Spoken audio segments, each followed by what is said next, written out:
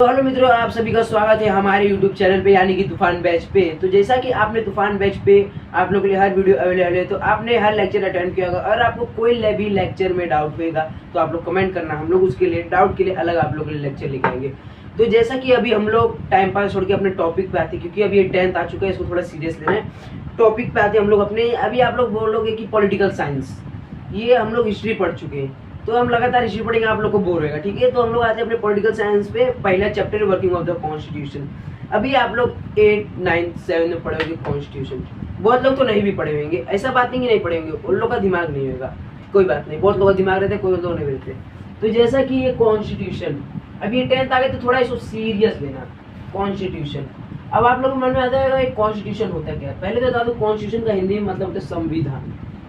संविधान,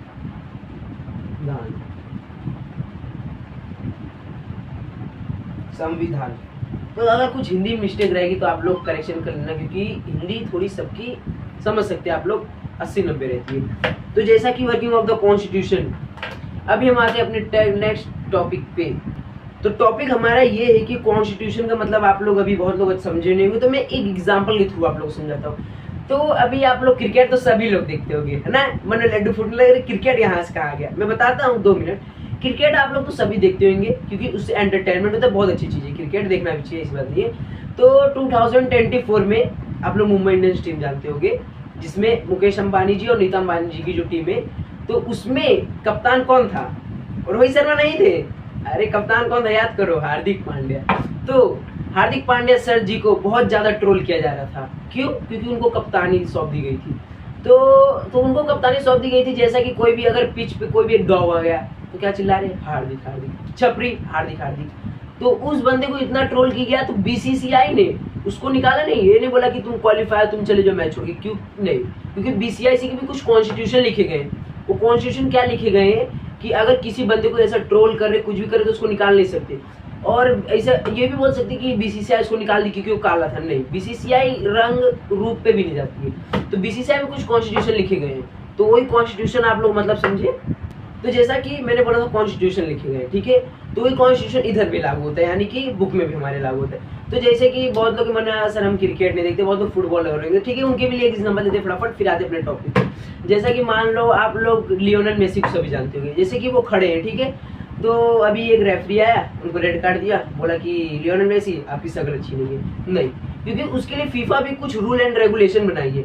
ये नहीं बोल सकती कि आप काले हो तो आप निकल जाओ, आप गोरे हो तो निकल जाओ, क्योंकि उसके लिए फीफा भी कुछ रूल एंड रेगुलेशन बनाई। तो इधर भी बात आती है अपने कॉन्स्टिट्यूशन की, समझे आप लोग।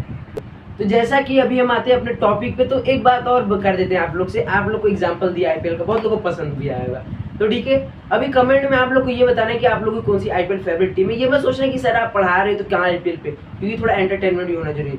तो हम अपने टॉपिक पे आते हैं। तो जैसा कि आप लोग को एक चीज और दिखाना चाहता हूँ मैं, तो ये जैसा देख सकते हो, इधर लाइव आईपीएल चालू है। इधर हर सर और आयुष सर के द्वारा लाइव आईपीएल देखा जा रहा है। तो अभी इसको साइड में रखते हैं, क्योंकि हमारा सबसे पहले इंपॉर्टेंट है पढ़ाई।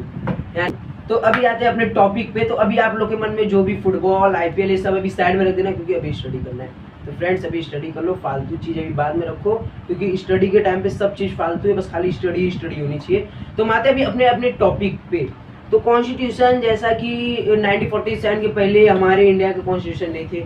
हमारे इंडिया पे बहुत सारे मुगल्स, ब्रिटिश राज कर रहे थे, तो वो लोग जो बोलते थे हम लोग वो करना पड़ता था, हम लोग उनके कैद में थे। और ना उधर ना राइट टू फ्रीडम था, right to speech, right to equality, कुछ फंडामेंटल राइट भी नहीं थे। तो जैसे 1947 के बाद हम लोग को इंडिपेंडेंस मिला, तब तुरंत ही हम लोग 1947 में जैसे इंडिपेंडेंस मिला, तो हम लोग को right to equality, right to freedom, हम लोग स्पीच दे सकते, किसी के खिलाफ कुछ भी बोल सकते। अब इधर जैसा आप लोग घर में बैठे बैठे गवर्नमेंट को गाली भी देते होगे, ऐसी बात नहीं, आप लोग फिक्स से देते होगे। क्यों? कि आप लोग को उनकी वर्क नहीं पसंद आया। कि जैसे कि मोदी जी ने, जैसे अभी अलग अलग कंट्रीज जाते हैं, तो बहुत लोग बोलते हैं ये तो बस खाली घूमता है, ये क्या करता है। तो नहीं, क्योंकि फ्रेंडली रिलेशन बनाते हैं। अभी आप लोगों को नहीं पता चला, जिन लोग पढ़ते हैं, जिन लोग के पास माइंड है वो लोग पढ़ते हैं, और जिन लोग मतलब विलेज गांव से बिलोंग करते हैं, तो थोड़ा उन लोग के माइंड ऐसे होंगे। मैं शुरू में गाँव लोग को बोल रहा हूँ, मैं आप लोग को नहीं बोल रहा। आप लोग की मेंटेलिटी थोड़ा बदलो। मोदी जी घूमते हैं तो फ्रेंडली रिलेशन बनाते हो, वो आप लोग को आगे पता चलेंगे किस लिए। तो आते हैं अपने टॉपिक पे। तो जैसा कि हमारा नेक्स्ट टॉपिक है डेमोक्रेसी। आप लोग के मन में आता है व्हाट इज डेमोक्रेसी। तो मैं लीजिए था डेमोक्रेसी, नहीं बहुत लोग के मन में आएगा क्या पढ़ा रहे मुझे से तब से। स्पेलिंग राइट है कि नहीं, राइट है कि नहीं स्पेलिंग, हाँ राइट है ना। चलो, तो डेमोक्रेसी मतलब होता क्या है? डेमोक्रेसी मतलब मैं आप लोग को सिंपल बता दूं, इसका हिंदी में होता है लोकतंत्र। अब आप लोग के मन में आता होगा लोकतंत्र क्या होता है। जैसा कि इंडिया सबसे लार्जेस्ट नंबर पाती है डेमोक्रेसी के मामले में, तो जैसा कि आप लोग अभी इंडिया को ले लो, जैसा कि एक इलेक्शन रहा, ठीक है, तो इधर की जितने भी लोकल पीपल है वो उन लोग को अधिकार है, यानी कि राइट है कि वो लोग जाए कि अपने मनपसंद गवर्नमेंट को चुने, प्रेसिडेंट को चुने, फाइनेंशियल मिनिस्टर को चुने। वो लोग के पास हर एक चीज का वो है, क्या बोलते हैं इसको, राइट। क्या बोलते हैं, राइट। तो जैसा कि मैं बोला, आप सभी पास राइट है, right to elect your favourite minister, जो भी है आप लोग को, जिसको सर्विस आप लोग को अच्छा लगे।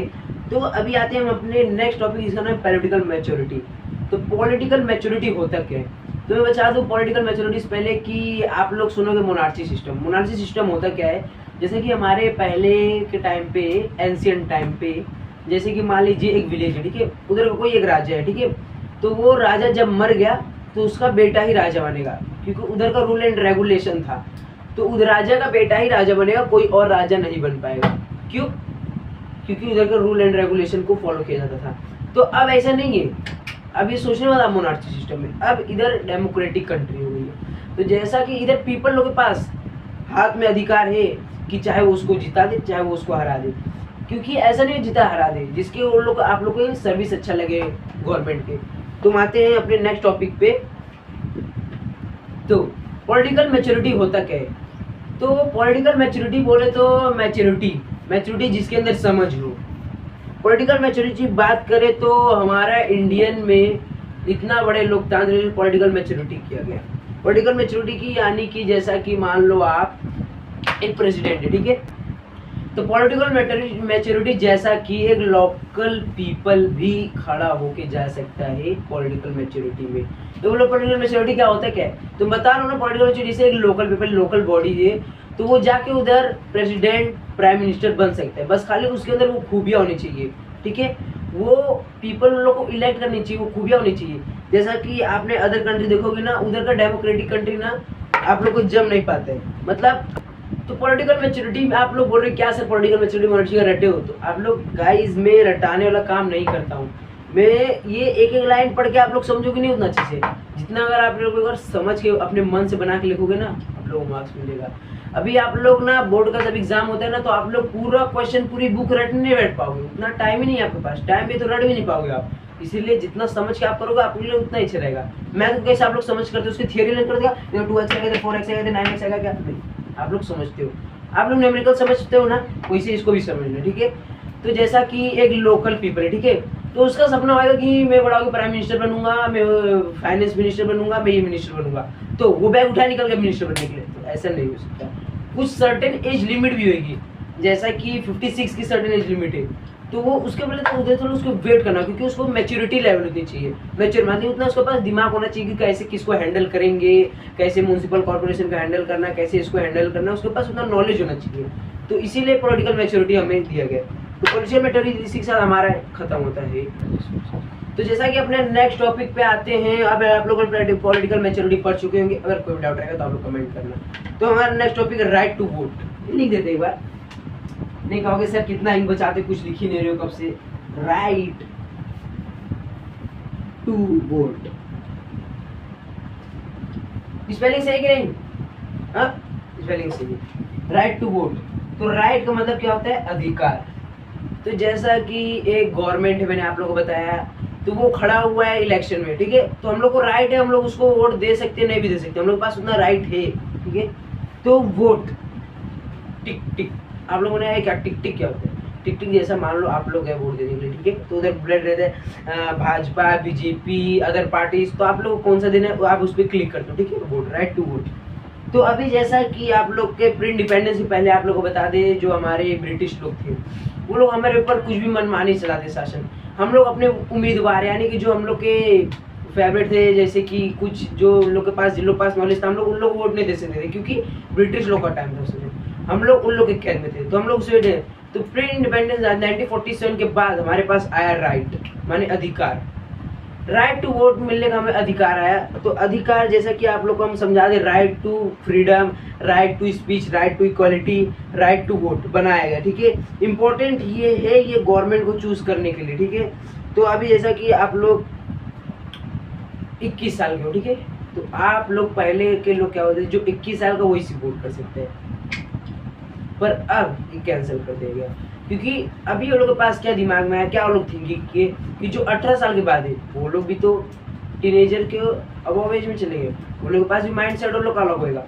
तो इसीलिए 21 साल को कट करके 18 साल कर दिया गया ताकि वो लोग को भी, क्या नाम है इनका, यंगस्टर लोग को भी चांस मिले, क्या पॉलिटिकल स्फीयर में उतरने का, पॉलिटिक्स का वातावरण देखने में, पॉलिटिक्स का क्या एटमोस्फेयर, कौन कितने पानी में, उन लोग को भी पता चले।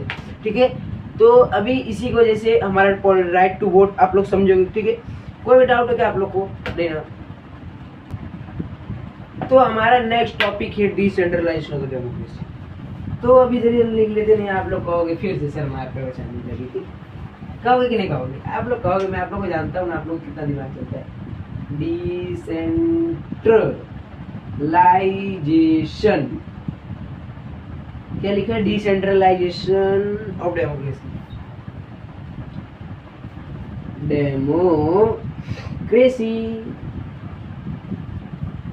डिसेंट्रलाइजेशन ऑफ डेमोक्रेसी का मतलब क्या होता है? डिसेंट्रलाइजेशन का मतलब होता है, पहले आप लोग वो समझो, डिसेंट्रलाइजेशन जो भी पावर अथॉरिटी है वो उसका मिसयूज ना कर पाए कोई भी।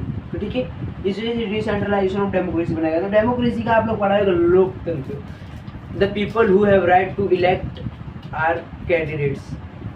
तो अभी हम बात करें डिसेंट्रलाइजेशन की। डिसेंट्रलाइजेशन जैसे कि एक गवर्नमेंट है, ठीक है, वो कभी भी अपने पावर का, तो डिसेंट्रलाइजेशन, तो जैसा कि मैं बोल रहा हूँ डिसेंट्रलाइजेशन पावर का मिसयूज करना, इसको पहले हम एकदम अच्छे से अंदर से समझते। तो जैसा कि डिसेंट्रलाइजेशन, यहाँ किसी पावर को डिसेंट करना, मतलब यहाँ किसी पावर को देना। ठीक है, इसके पहले हमने क्या क्या पढ़ा? Democracy, right to vote. ठीक है, डेमोक्रेसी में हमने आप लोग पढ़ा राइट टू वोट, जैसे कि हम लोग पीपल लोग इलेक्ट करते हैं अपने फेवरेट कैंडिडेट्स को। जे पहले के लोग तो 25 साल तक अलाउ करते थे, पर अभी के लोग 18 प्लस या फिर 18 को, क्योंकि अभी की जो टेक्नोलॉजी है, जो बच्चे लोग का माइंडसेट है, यंगेस्ट लोग का जो माइंडसेट है वो एकदम अलग हो चुका है, क्योंकि टेक्नोलॉजी एकदम अलग हो चुकी है। पहले के लोग 25 साल के तभी भी उनके पास इतना माइनॉरिटी नहीं रहता था जितना अभी के टाइम पे आ गया। तो अभी हम पढ़ते डिसेंट्रलाइजेशन ऑफ डेमोक्रेसी की तरफ से। डिसेंट्रलाइजेशन डेमोक्रेसी मतलब जैसे कि हर एक इंसान के पास अधिकार होता है, जैसे कि एक गवर्नमेंट है, ठीक है, वो अपने पावर का कहीं भी मिसयूज ना कर पाए। जैसे कि बीजेपी की गवर्नमेंट है तो कहीं भी अपने पावर का मिसयूज ना कर पाए, उसके लिए डिसेंट्रलाइजेशन ऑफ डेमोक्रेसी है। ठीक है, तो डिसेंट्रलाइजेशन ऑफ डेमोक्रेसी, तो जैसा कि बोला डिसेंट्रलाइजेशन ऑफ पावर डेमोक्रेसी जो भी है, तो जैसा कि आप मान लो किसी पावर का मिसयूज नहीं कर सकते, क्योंकि पीपल सब कानून कॉन्स्टिट्यूशन में लिखा गया, डिसेंट्रलाइजेशन किया गया। ठीक है, अभी हम आगे बढ़ते हैं। इसमें मेन बात क्या है? पॉलिटिकल अपॉर्चुनिटी जो पॉलिटिक्स कैंडिडेट है, वो इसमें बोला जा रहा है कि पॉलिटिक्स कैंडिडेट अपने मन से कुछ भी नहीं कर सकते। कुछ सर्टेन रूल एंड रेगुलेशन बनाए गए हैं पॉलिटिक्स में। ठीक है, वो लोग अपना हम लोग का अधिकार है, कॉन्ट्रीब्यूशन करते हैं हम लोग वोट के तौर पर कि हम लोग किसको गवर्नमेंट बनाए किसको नहीं, वो हम लोग के पास अधिकार है। ठीक है, तो लोकल सेल्फ गवर्नमेंट जैसा कि आप समझ लो डिसेंट्रलाइजेशन वो नहीं कर सकती, जैसे अपने पास लोकल सेल्फ गवर्नमेंट एरिया की, ठीक है, वो भी कुछ भी एरिया में अपने मनमानी नहीं कर सकती। लोकल सेल्फ गवर्नमेंट जैसा वो भी अपने एरिया में कुछ कर नहीं सकती है। लोकल सेल्फ गवर्नमेंट वो अपने मनमानी एरिया में वो कुछ भी कर नहीं सकती है मिसयूज, और वैसे डेवलपमेंट तो कर सकती है आमतौर पे, क्योंकि डेवलपमेंट उसको करने होगा, उसको वही काम ही है। तो जैसा कि मैं बोल रहा हूँ, प्री इंडिपेंडेंस के पहले, यानी कि आजादी के पहले इंडिया का गवर्नमेंट क्या था? ब्रिटिश गवर्नमेंट था। ठीक है, तो इंडिया लोग जो चाहते थे, इंडियन लोग, कि हम लोग इसको अपना कैंडिडेट बनाए कि ये इंडिया को डेवलपमेंट करेगा, नहीं, वो हम लोग के बस में था ही नहीं, क्योंकि उधर ब्रिटिश का राज चल रहा था, ब्रिटिश रूल चल रहा था, इसीलिए तो ब्रिटिश अपने मन से कर रही थी जो भी कर रही थी। तो इसलिए हम लोग पास ना ही वोट था कि हम लोग, ना ही हम लोग के पास राइट था कि हम लोग कुछ बोल सके, हम लोग की बात उतनी सुनी भी नहीं जाती थी। तो पर अब प्री इंडिपेंडेंस के पहले की बात बता दी, अब प्री इंडिपेंडेंस की बात बताऊं आप लोग को कि हमारे कॉन्स्टिट्यूशन में जैसे हम लोग को इंडिया को आजादी मिली, तो कॉन्स्टिट्यूशन बहुत सारे बदलाव किए गए, अमेंडमेंट्स लिखे गए। ठीक है, तो उसी 73rd एंड 74th पॉइंट पे अमेंडमेंट डिसेंट्रलाइजेशन ऑफ डेमोक्रेसी के बारे में लिखा गया कि कोई भी गवर्नमेंट अपने पावर का मिसयूज नहीं कर सकती, उसके लिए डिसेंट्रलाइजेशन ऑफ डेमोक्रेसी बनाया गया। ठीक है, आप लोग समझ गए। इसी की तरफ से हमारा ये डिसेंट्रलाइज्ड डेमोक्रेसी खत्म होता है। आते हैं अपने नेक्स्ट पैरा पे। तो जैसे नेक्स्ट पैरा पे यानी कि नेक्स्ट टॉपिक पे आते हैं, what is right to information. ये व्हाट इज बुक में नहीं लिखा है, मैं अपने मन से बोल रहा हूँ। What is right to information मतलब राइट टू इंफॉर्मेशन क्या है। जैसा कि मान लो इधर देयर आर टू स्टेट्स, ठीक है। एग्जांपल के लिए इधर एक स्टेट है, एक इधर स्टेट है, ठीक है। ये स्टेट बहुत ज्यादा करप्शन करती है, बहुत ज्यादा ब्लैक मनी रखती है, पता नहीं कहाँ से आता है ये, बहुत स्मगलिंग करती है इस चीजों का, वेपन्स का, ड्रग्स जो भी होता है, ठीक है। एग्जांपल के लिए हाँ ये कंट्री है। और ये जो वाली कंट्री है ना वो एकदम साधारण कंट्री है, ये एकदम ऑनेस्टी काम करती है, इसके पास ना ब्लैक मनी है ना कुछ है, ठीक है। तो ये कंट्री इससे पूछ सकती है कि तुम्हारे पास इतना पैसा आ कहाँ रहा है, कैसे आ रहा है, क्यों आ रहा है, किस लिए आ रहा है। तो इसी को कहते हैं हम राइट टू इन्फॉर्मेशन, ठीक है। अब राइट टू इन्फॉर्मेशन समझिए, हम लोग बिना टाइम पास के आते हैं अपने टॉपिक पे, पेपर नजदीक है, ठीक है। आते citizen empowerment. What is citizen empowerment. आप लोग सुना होगा सिटीजन एम्पावरमेंट। सिटीजन एम्पावरमेंट बोले तो जैसे कि हर एक सिटीजन को क्या देना, अधिकार यानी कि राइट देना, भूलना मत। अधिकार मतलब राइट, एक राइट हैंड भी होता है, वो समझना। अभी इधर आते हैं अपने टॉपिक पे, डेमोक्रेसी, ठीक है। डेमोक्रेसी मतलब लोकतंत्र। It is the create opportunities for the citizen participation interaction. मतलब आप समझे क्या, ये जो गवर्नमेंट है, एग्जाम्पल ये गवर्नमेंट है और ये पीपल है। तो जब गवर्नमेंट का इंटरेक्शन होता है पीपल से कि हमारी पीपल ये क्या क्या रही है। जैसे मान लो कि ये पीपल है, ठीक है। इधर एक विलेज है, तो इधर अगर मान लो आंधी तूफान आ गया तो गवर्नमेंट का अधिकार है, मतलब ये इसका अधिकार है, इनका अधिकार है कि क्या पीपल है ठीक है कि नहीं, कितने लोग मर रहे जी रहे, राइट है इनके पास कि इन्फॉर्मेशन निकाले कैसा हाल है लोग। इंटरेक्शन इसी बोलते हैं, इंटरेक्शन दोनों के बीच में एक दूसरे का इन्फॉर्मेशन, अच्छा हाल चाल लेना, ये इंटरेक्शन, ठीक है। हम बढ़ते हैं नेक्स्ट टॉपिक, अपने नेक्स्ट आगे बढ़ते हैं हम लोग। जैसा कि हम अभी बढ़ते आगे, तो जैसा कि मैं बोल रहा था, एक गवर्नमेंट और पीपल के बीच में बहुत ही अच्छा इंटरेक्शन होना चाहिए, और वो होता भी है इंडिया में, क्योंकि इंडिया में ये ज्यादा करके देखा जाता है। तो अब अदर कंट्री में मेरे को पता नहीं उतना है। तो क्योंकि इंडिया में डेमोक्रेसी लोकतंत्र है, तो आप लोगों को पता ही होगा, ठीक है। तो अभी ये आप जैसा कि मान लो एक गवर्नमेंट पीपल है, ठीक है। अभी उसको भी अधिकार है कि गवर्नमेंट क्या कर रही है, ठीक है, पैसे का क्या कर रही है, जो भी उसके पास आ रहा है ऊपर से पैसे के लिए, लोकल सेल्फ गवर्नमेंट के पास की, तो पैसे को कर क्या रही है, उसका मिसयूज तो नहीं कर रही ना। एक पीपल को भी अधिकार है कि उनकी पॉलिटिशियन जिनको लोग चुने वो क्या करके आ रहे, क्यों कर रहे हैं, क्यों डेवलपमेंट कर रहे हैं, उसको भी एक अधिकार होता है हर एक चीज जानने का, ठीक है। Information of right Indian to citizen, transparency, ये एक बहुत ही बड़ा हॉलमार्क अच्छी चीज है, पीपल को एंश्योर हर एक चीज जानेगा, ठीक है, वो भी गवर्नमेंट के बारे में, ठीक है। आप लोग समझे। तो जैसा कि बोला था, पीपल के पास हर एक चीज की इंफॉर्मेशन चाहिए अबाउट उसकी गवर्नमेंट क्या कर रही है, कुछ कांड तो नहीं कर रही है ना, समझ रहे हो कि नहीं। कांड मतलब जैसा कि आप लोग समझ लो उसका पैसे का मिसयूज तो नहीं कर रही ना, ये नहीं कि गवर्नमेंट ऊपर से पैसा भेजी, ये लोग लोकल वाले अपना बंगला खड़ा करने में लगे हैं और खड़ा करते करते बना दे बुर्ज खलीफा। ऐसा नहीं होना चाहिए, इसी के लिए ये सब बनाया गया, इसी के लिए हम ये सब पढ़ रहे हैं। तो इसी के लिए बोल रहे हैं ना, आजकल के जो 13-14 साल के बच्चे हैं उन लोग के पास इतना नॉलेज आ कहाँ रहा है, यहाँ से, मेरी तरफ से नहीं, ये आप लोग समझे कहाँ से आ रहा है, ये नॉलेज है, ठीक है।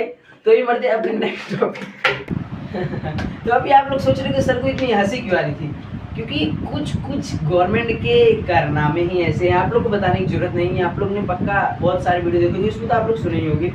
तो अभी हम बढ़ते हैं अपने टॉपिक पे, मतलब अपने आगे नेक्स्ट पैरा पढ़ते हैं। अभी हम लोग को फालतू चीज साइड में रखो, पढ़ाई टू पढ़ाई, स्टडी टू स्टडी, ठीक है। अभी जैसा कि इधर बात हो रही है 200,000 साल पहले, समझ रहे हो क्या हुआ था, कैसे हुआ था।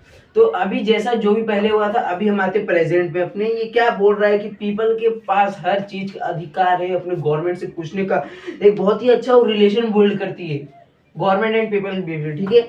और पीपल पास ये भी इंफॉर्मेशन जानने का अधिकार है कि एजुकेशन, फूड, ये सब भी उसके पास राइट है। Security, the right have strengthen democracy in India, और यही डेमोक्रेसी को बहुत मजबूत एक अच्छे हौसले तक बुलंद पे ले जाती है। तो इसी के साथ ये हमारा राइट टू इन्फॉर्मेशन भी खत्म होता है। अभी पढ़ते हैं नेक्स्ट टॉपिक की तरफ। तो दोस्तों अभी आप लोग सोच रहे हो कि सर आपका एक झटके में बाल कैसे चेंज हो गया। तो असल में हुआ क्या, ये गर्मी का टाइम है थोड़ा, और हम लोग दोपहर को लेक्चर बना रहे थे, थोड़े बाल ज्यादा बड़े हो गए, तो हम लोग सोचे चलो चलते 3 जन साथ में बाल कटा के आते। तो हम लोग फिर तीनों जन के साथ में बाल कटा के आए, फिर हम लोग अपना बाल कटा गया, तब थोड़ा हम लोग का बोझ कम हुआ, टेंशन कम हुआ। तो हम लोग अभी आते हैं अपने टॉपिक पे। तो हम लोग का नेक्स्ट टॉपिक क्या है, आप लोगों को लगता है क्या नेक्स्ट टॉपिक क्या है। राइट टू इन्फॉर्मेशन हो गया था, कोई डाउट है नहीं है या नहीं, आप लोग कमेंट बताना, ठीक है। तो लोग आते हैं नेक्स्ट टॉपिक आगे बढ़ते हैं, सोशल जस्टिस एंड इक्वालिटी। अब आप लोग के मन में आता है कि सोशल जस्टिस एंड इक्वालिटी है क्या, तो मैं आप लोग को समझाता हूँ कि ये क्या होता है। एक टाइम ऐसा था कि 16 टू 100 ईयर्स पहले जो बहुत ज्यादा इनजस्टिस है, जैसे कि मान लीजिए पहले के जमाने में क्या होता था, जैसे कि एक हस्बैंड, ठीक है, उसकी डेथ हो गई, तो आप लोग सती प्रथा एक्ट सुने होंगे। उसमें क्या होता था, हस्बैंड की डेथ हो गई तो उसके चिता के ऊपर औरत को जला दिया जाता था, जिंदा हो भी। तो कितनी बेकार ये होती थी इनइक्वालिटी, आप लोग समझ सकते हो, इनजस्टिस। तो इसके खिलाफ कोई आवाज उठाने वाला नहीं था, क्योंकि उस समय हमारा कॉन्स्टिट्यूशन और गवर्नमेंट भी चेंज था। आप लोग समझ रहे कि नहीं, उस समय हमारा ब्रिटिश कॉन्स्टिट्यूशन चल रहा था, ब्रिटिश हमारा कॉन्स्टिट्यूशन बना रही थी, जो भी कर रही थी।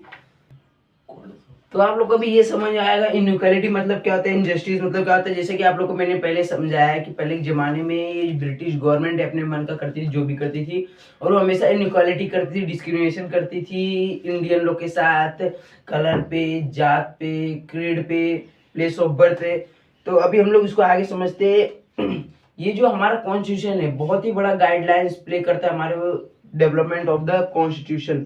ये जो हमारा क्या बोलते हैं इसको, कॉन्स्टिट्यूशन, वो बहुत ही बड़ा रोल करता है गाइडलाइंस इंडिया के डेवलपमेंट में, ठीक है। तो इधर देखो दो मेजर रोल है जो डेवलपमेंट के लिए यूज किए जा रहे हैं। तो अभी हम लोग आगे बढ़ते हैं, इसको समझते हैं। कॉन्स्टिट्यूशन अचीव दिस गोल, ये गोल को कैसे अचीव हासिल करना है, पाना है। तो जैसा कि मान लो आप एक टू स्टैब्लिश सोशल जस्टिस पढ़े ना है।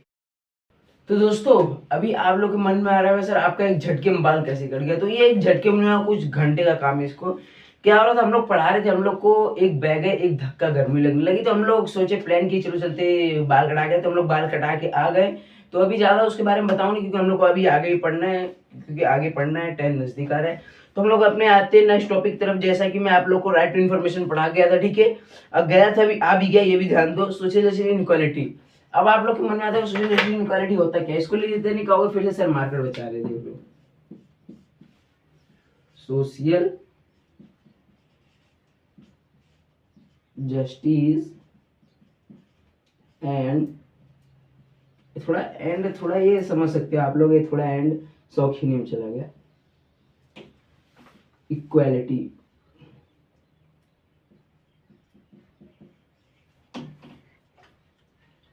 अब आप लोग को बताना इसमें से कौन सी स्पेलिंग मिस्टेक है, आप लोग को कमेंट में करना, ठीक है। ये ई है, जो बोलोगे सर ये ओ बना दिए हो, ठीक है। अब सोशल जस्टिस इनइक्वालिटी होता क्या है, मैं आप लोग को बता दूं कि ये मैं एक एक टॉपिक ऐसे सोशल जस्टिस इनइक्वालिटी ये ऐसे मैं रटाने वाला नहीं हूँ, क्योंकि जितना आप रटोगे ना 1 घंटे बाद भूल जाओगे, या फिर 1 महीने बाद भूल जाओगे, या फिर जब एग्जाम देने बैठोगे तभी भूल जाओगे, तब क्या होएगा, इधर उधर देखोगे काम नहीं आएगा कुछ भी।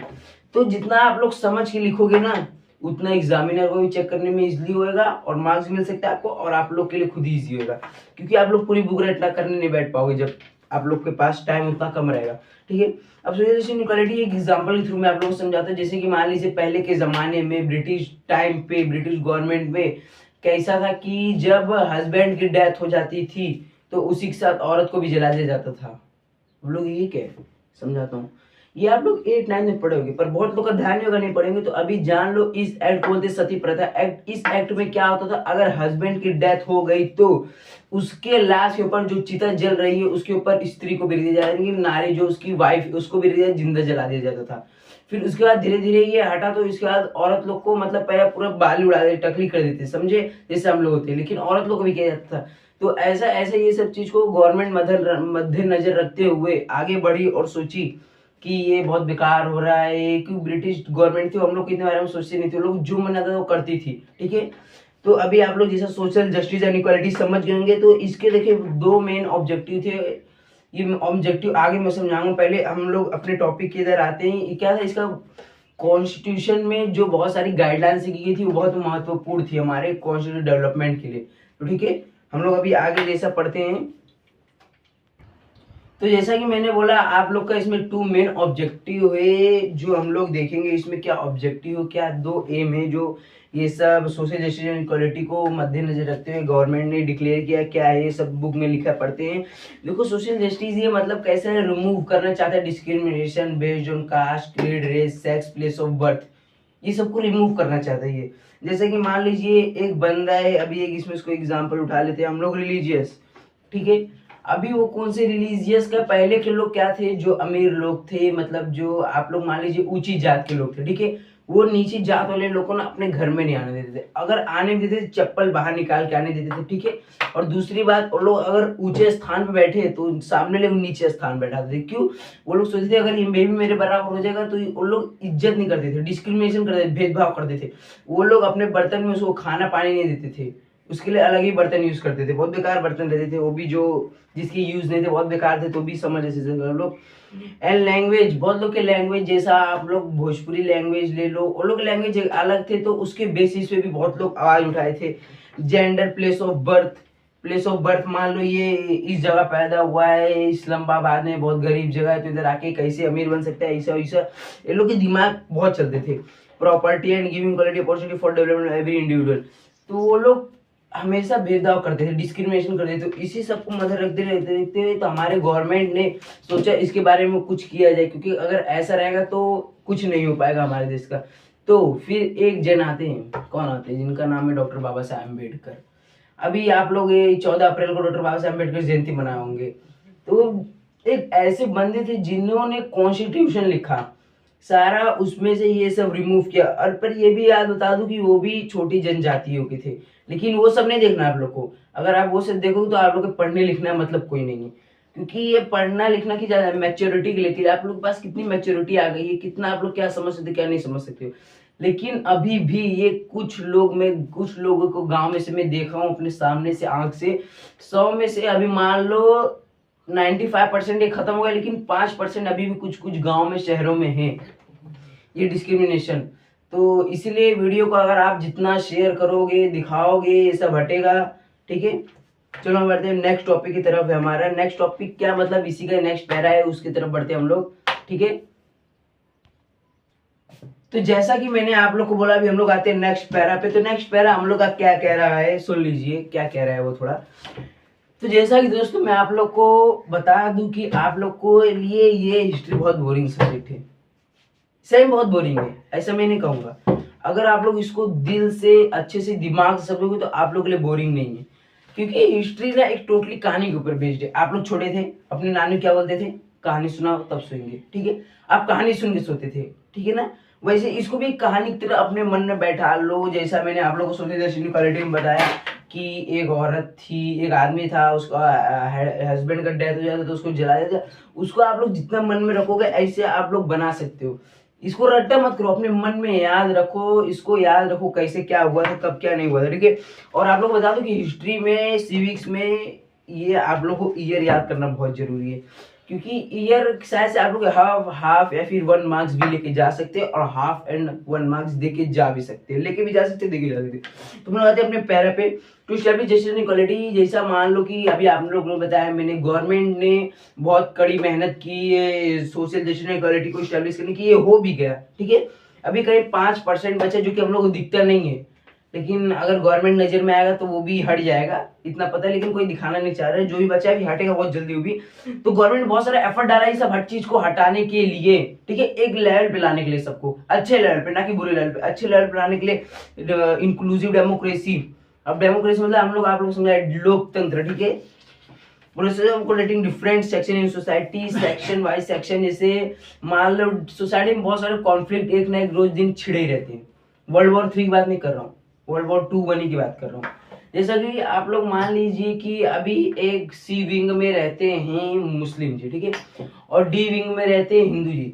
तो ओल्ड के बीच में कुछ कॉन्फ्लिक्ट हो सकते हैं, तो वही सब कॉन्फ्लिक्ट को मद्देनजर रखते हुए ये सब चीज बनाए गए, ठीक है। पर अब ये सब भी बहुत कम है, क्योंकि अब सब मिल के रहते हैं, सब भाईचारा दिखाते हैं। अभी आप लोग तो देखते हो कि भाईचारा ऑन टॉप इंस्टाग्राम रील्स में, ठीक है। तो अभी आते हैं हम लोग अपने टॉपिक पे। रील्स को दिमाग से साइड में निकाल दो, अभी आप लोग में रील्स चल रहे कि नहीं चल रहे ना, साइड में रखो। तो आते हैं नेक्स्ट टॉपिक। तो यही मैं बोल रहा हूँ, effort made in India in this direction. तो ये एक अच्छा डायरेक्शन दिखा रहा है इंडिया हम लोग को, ये सब चीज को छोड़ो, आगे बढ़ो, क्योंकि जितना आगे बढ़ोगे, जितना पैसा कमाओगे, हम लोग की इकोनॉमिक स्ट्रेंथ बढ़ेगी, ठीक है। अब आप लोग को कमेंट में बताना है हम लोग की इंडिया में 3 टाइप की इकोनॉमिक चलती है, तीनों का नाम बताना, ठीक है। तो बढ़ते हैं अपने नेक्स्ट टॉपिक की तरफ। तो हम लोग आते हैं अभी अपने नेक्स्ट टॉपिक पे, जिसका नाम है policy of reservation of seats. तो चालू करें, चालू करते हैं।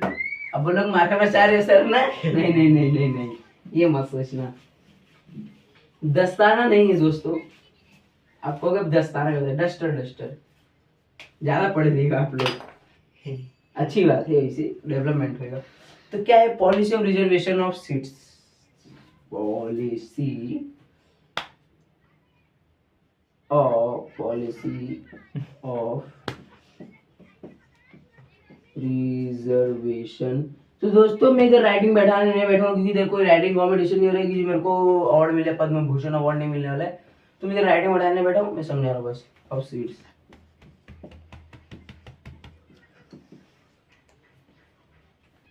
तो इधर हम लिखते हैं policy of reservation of seats. अगर स्पेलिंग मिस्टेक आप लोगों को कमेंट करना है, इससे पता चलेगा आप लोग कमेंट स्पेलिंग कितना आती है। तो policy of reservation of seats, पहले मैं आप लोगों को ये समझा दूं कि ये जो पिछड़ी जनजाति क्या होती है, ट्राइब्स। इसमें लास्ट में सबसे क्या लिखा है, ट्राइब्स बैकवर्ड क्लासेस। तो ट्राइब्स बैकवर्ड क्लासेस होते क्या है, ठीक है, बहुत लोग को आता है ट्राइब्स बैकवर्ड क्लासेस, पर बहुत लोग को नहीं आता है। किन लोगों को नहीं आता है, जो हम लोग जैसे लोग हैं, जिन लोगों ने 8वीं 9वीं में ध्यान ही नहीं दिया होगा। लेकिन हम लोग ने ध्यान दिया, ऐसी बात नहीं है, मैं थोड़ा आप लोगों को एग्जांपल दे रहा, ठीक है, ध्यान दिया तभी तो पढ़ा रहा हूँ लोगों। तो आप लोगों को समझा दूं मैं, ट्राइब्स का मतलब इजली क्या होता है। जैसे मान लो पिछड़े जनजाति होती हैं, जो पिछड़ जाते हैं, आदिवासी लोग को एग्जाम्पल ले लो, ठीक है, पिछड़े जनजाति वो लोग बैकवर्ड क्लासेस है, तो उन लोग के जो बच्चे लोग रहते हैं, चिल्ड्रन लोग, ठीक है, उन लोग को ना स्कूल कॉलेज जाके पढ़ने का अधिकार नहीं रहता था, उन लोगों को सीट्स नहीं रहती थी। सीट्स रहती थी पर उन लोग को देते नहीं थे, वो सोचते थे ये हमला हमारे लोग के कास्ट का नहीं है, हम लोग के जाति का नहीं है, ऊंचा नहीं है, ये सब देखते थे, पर उन लोग को पढ़ने नहीं देते, ठीक है। तो इसी सब को चीज को गवर्नमेंट ने बहुत सारे कॉन्स्टिट्यूशन में इसके बारे में लिखे गए, पर अब ऐसा बिल्कुल भी नहीं है। अब ज्यादा करके देखोगे तो जो निचली जात के लोग रहते वो लोग ही टॉप करते पढ़ने लिखने में, और जो ऊंची जात के लोग रहते वो लोग अब इंटरेस्ट हट गया पढ़ाई से, क्योंकि वो लोग पास पहले से पैसा रहता है और वो लोग शो ऑफ करने में वो लोग की जिंदगी खत्म हो जाएगी, ठीक है। मैं सबकी बात नहीं कर रहा हूँ, कुछ कुछ ही बंदे, गिने चुने लोग को, जिन लोग आप लोग देखे ही होंगे। तो जैसा कि मैं बता दूं, अभी इधर पॉलिसी रिजर्वेशन ऑफ सीट्स का मतलब आप लोग समझ चुके होंगे, इतनी जल्दी नहीं समझोगे, पता है मेरे को समझाना होगा। दो सेक्शन हुए अपॉर्चुनिटीज, उन लोग के पास अपॉर्चुनिटीज रहती थी पढ़ने लिखने का, लेकिन उन लोग को दिया नहीं जाता था। अपॉर्चुनिटीज मतलब समझ लो आप, अपॉर्चुनिटी समझ रहे हो, मौका दिया जाता था पढ़ने लिखने का। अभी ये मौका दिया जा रहा है, लेकिन पहले मौका नहीं दिया जाता था, क्योंकि वो लोग बैकवर्ड क्लासेस लोग थे। वो लोग सोचते थे कि ये पढ़ लेगा, ज्यादा पढ़ लिख के कुछ मेरे से ऊंचे पद पे चला जाएगा तो मेरी कितनी बेइज्जती होगी, ये सब लोग सोचते थे। इसी वजह से वो लोग पीछे रह जाते थे, और जिन लोग गरीब लोग पढ़ लिख के आगे कुछ ना कुछ कर देते थे। आप जाके, आप लोग से क्वेश्चन है, कहाँ से सबसे ज्यादा IAS IPS ऑफिसर कहाँ के सबसे ज्यादा बने, कौन से स्टेट, वो सिटी स्टेट का जो भी नाम है आप लोग बताना, ठीक है, कमेंट में, ठीक है। ये एक जनरल नॉलेज है, आप लोग को इतना आना चाहिए। अभी नहीं कि गूगल में जाकर सर्च करो, आप लोग को अपने मन में इसी वजह से चलेगा आप लोग IQ लेवल कितना तेज है। आप लोग बहुत लोगों का सपना भी होगा IAS IPS बनने का, बातें भी आते हैं अपने टॉपिक पे। तो ये जो भेदभाव डिस्क्रिमिनेशन, इसके ऊपर गवर्नमेंट ने बहुत सारे पिक्चर बनाए गए टेलीविजन, ताकि इसके थ्रू भी लोग समझ सके। जैसा आप लोग एग्जाम्पल दे दो आप लोग को एक पिक्चर का सर, ये पिक्चर ऐसा है कि जैसा मान लो कि एक बहुत गरीब जाति लोग थे, एक बहुत अमीर लोग थे, ठीक है। तो उस सर ने क्या किया, गरीब लोग को उतना वैल्यू नहीं देते, रेट के करीब आते थे। वो क्या किए सर कि एक दिन क्लास लिए किसी भी सब्जेक्ट का, ठीक है, तो आधा पहले बुलाए सारे ऊंची जात वाले लोग को, बैठाए समझाए आधा। जैसे मैंने समझाया इधर, क्या समझाया मैंने, जैसे मैंने समझाया सोशल जस्टिस एंड इक्वालिटी अमीर लोग को, जो ऊंची जात वाले, ठीक है। अब मैंने उन लोगों को बाहर बैठाया, फिर मैंने बुलाया नीचे जात वाले को, ठीक है, policy of reservation of seats चलाया, ठीक है। तो अभी एग्जाम में तो ये दोनों ही आएगा, एक लिखने से काम नहीं चलेगा ना। तो उसी के चलते वो लोग बातचीत करने लगे कि वो अमीर वाले लोग, जो ऊंची जाति लोग, वो लोग पूछने लगे कि पॉलिसी रिजर्वेशन ऑफ सीट्स क्या होते हैं, और जो लोग निचली जात वाले, वो लोग ऊंची जात वाले पूछने लगे सोशल इक्वालिटी जस्टिस क्या थे। तो इसी थ्रू बीच में क्या बातचीत हुई, अच्छे से इंटर रिलेशन बना, लोग इंटर कनेक्शन बना आपस में। तो अभी यही समझा रहा था मैं आप लोग को एग्जाम्पल के थ्रू। अभी आते हैं टॉपिक पे। तो यही सब education employment for a long period of time, ये एक लंबे समय तक चलना चाहिए। ये गवर्नमेंट सर्विसेज है, ठीक है। शेड्यूल कास्ट एंड ट्राइब्स, जो पिछड़ी जनजाति, आप लोग का हिंदी में बता दो, पिछड़ी जनजाति और provisions reservation of seats for other backward classes, ये सबके लिए सीट्स अवेलेबल है बैकवर्ड अदर क्लासेस। ठीक है, तो आते हैं अपने नेक्स्ट टॉपिक के तरफ। ठीक है, समझे कि नहीं आप लोग? चल रहे, तो आप लोग अभी आते हैं नेक्स्ट टॉपिक की तरफ। मैं देख रहा था आप लोग पढ़ रहे हो कि नहीं, पढ़ो सामने से। The schedule caste and tribes prevention of atrocities act. ठीक है, अभी जैसा कि आप लोग को मैंने समझाया, ट्राइब्स पिछड़ी जनजाति बैकवर्ड क्लासेस, इसको भी लिख देता हूं, नहीं तो आप जो इसके पहले कह रहे थे वही कहोगे, बताने की जरूरत नहीं होगी। क्या था? The schedule caste and tribes, the schedule castes, the schedule castes and tribes, the schedule caste and tribes prevention of atrocities act।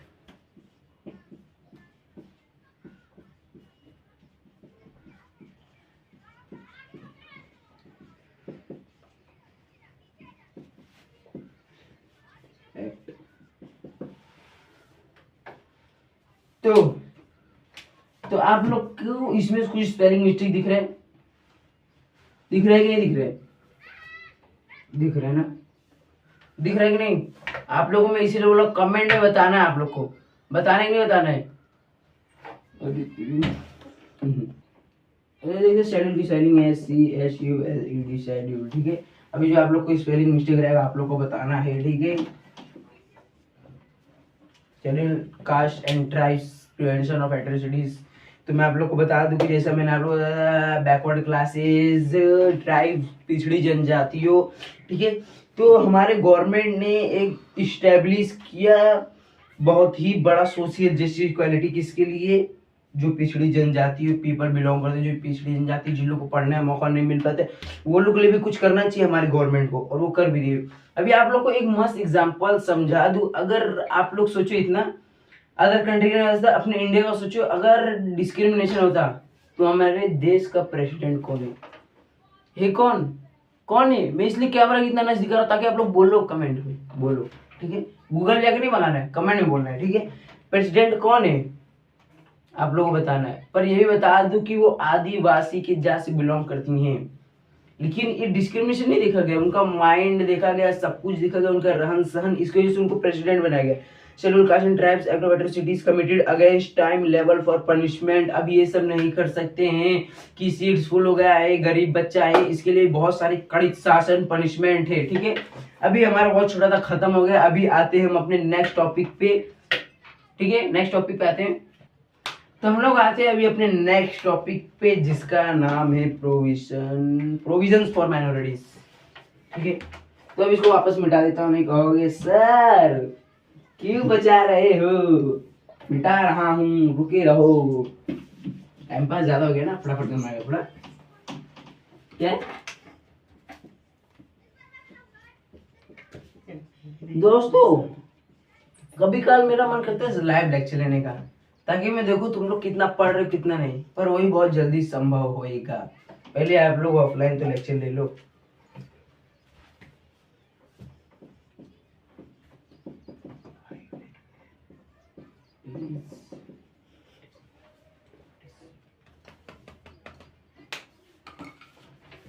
तो अभी इसमें कोई स्पेलिंग रॉन्ग है। कौन सी रॉन्ग है? 1 2 3 वर्ड है, इसमें से कौन सी स्पेलिंग रॉन्ग है आप लोग को बताना है। ठीक है, मैंने तो अंडरलाइन कर दिया, ये स्पेलिंग रॉन्ग है, आप लोग को बताना है। ठीक है, अब मैं लिखूंगा नहीं, आप लोग को पढ़ के बताना है अपने मन से। ये आप लोग सोच रहे क्या सर हर बार यही है कि काम क्यों, स्पेलिंग मिस्टेक, क्योंकि मैं जानता हूँ इसमें स्कूल बच्चे होंगे जिन लोग को अभी अच्छी सी रीडिंग नहीं आती होगी। ठीक है, वो लोग स्पेलिंग मिस्टेक बहुत करते हैं। मैं दूसरे को खुद की बात करता हूँ, मैं खुद ही 30 से 14 दिन तक मुझे खुद रीडिंग नहीं आती थी, स्पेलिंग नहीं आती थी। ठीक है, अभी तो इसी के लिए इम्प्रूवमेंट करने के लिए मैं ये सब कर रहा हूँ तुम्हारे लिए। तो मैं अभी आता हूँ अपना टॉपिक प्रोविजन और फॉर माइनॉरिटीज। बता दूं आप लोग के लिए, Indian constitution had several provisions for protection minorities, protection of minorities. ये बहुत ही ज्यादा, मतलब आप लोग मान लीजिए कि इंडिया में 3 सीट्स रेफर की गई है एग्जाम्पल के थ्रू, एक हिंदू, मुस्लिम, सिख्स। ठीक है, वो लोग 3 सीट्स है। अब इसमें से पिछड़ी जनजाति कहाँ गई, यही सब चीज को मद्देनजर रखते हुए थोड़ी हिंदी समझ सकते हो आप लोग। क्या है 80-90 माने 19-20, आप लोगों को बताया था मैंने पहले भी अभी भी, ठीक है। तो वही सबको कॉन्स्टिट्यूशन हमारा एडेप्ट करता है, प्रोवाइड करता है कि अपॉर्चुनिटीज, एम्प्लॉयमेंट, ये सब जो पिछड़ी जनजाति के लोग हैं और लोग अपॉर्चुनिटीज देना चाहिए, हर एक काम करने का, बोलने का, right to speech, right to freedom, right to equality, right to justice, right to injustice नहीं होना चाहिए, ठीक है। अभी आते हैं इधर, डिस्क्रिमिनेशन नहीं होना चाहिए on the basis of caste, race, language and religion, ठीक है, रीजन। कास्ट रिलीजियस के भेदभाव नहीं होना चाहिए, डिस्क्रिमिनेशन नहीं होना चाहिए कि इधर बैठा है हिंदू, इधर बैठा है मुस्लिम, इधर बैठा है सिख, इधर बैठा है कुछ भी, तो ये नहीं होना चाहिए, ठीक है। कोई कहीं बैठ सकता है, लेकिन अब ये मुझको देखने को नहीं मिलता, क्योंकि आप लोग अपने स्कूल में देखोगे बहुत सारे मुस्लिम लोग होते हैं, वो लोग के खाने में हिंदू लोग भी खाना खा लेते नहीं। अब ये नहीं होता है, बहुत ही कम होता है, मैंने तो अभी तक नहीं देखा है माइनॉरिटीज ये जो है डिस्क्रिमिनेशन। और ये इसको एक फंडामेंटल राइट देना है गवर्नमेंट ने कि इसको नहीं कर सकती, ठीक है। Right to equality, freedom, right against exploitation and culture and education right, ठीक है। वही घुमा फिरा के बोल रहा है कि ये बहुत कड़ा शासन है, इसके ऊपर आप लोग ये नहीं कर सकते, एजुकेशनल राइट है, अधिकार है, ठीक है। अभी बढ़ते हैं नेक्स्ट टॉपिक की तरफ। तो आते हैं अपने नेक्स्ट टॉपिक की तरफ, जिसका नाम है law relating to women and provision for representation. चलो इसको एक बार लिख देते हैं, इसको रफ करते हैं, ठीक है। लॉ रिलेटिंग टू वुमेन,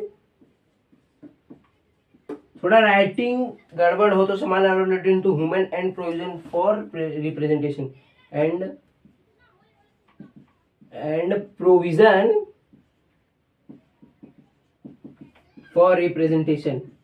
अब मुझे पता है इसमें कुछ बच्चे 2x पे कर देंगे, आगे भगाएंगे, मुझे पता है आप लोग का रिप्रेजेंटेशन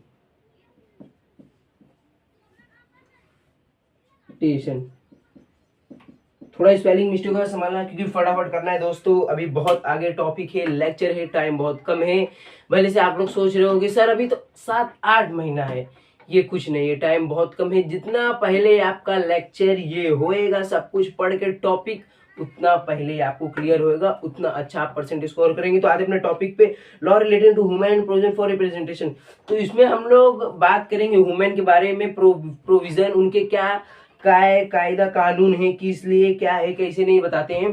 तो जैसा कि पहले पोस्ट इंडिपेंडेंस के पहले, प्री इंडिपेंडेंस के पहले, आजादी के पहले वुमेन लोग कैसे थी, 4 दीवार के बीच में थी।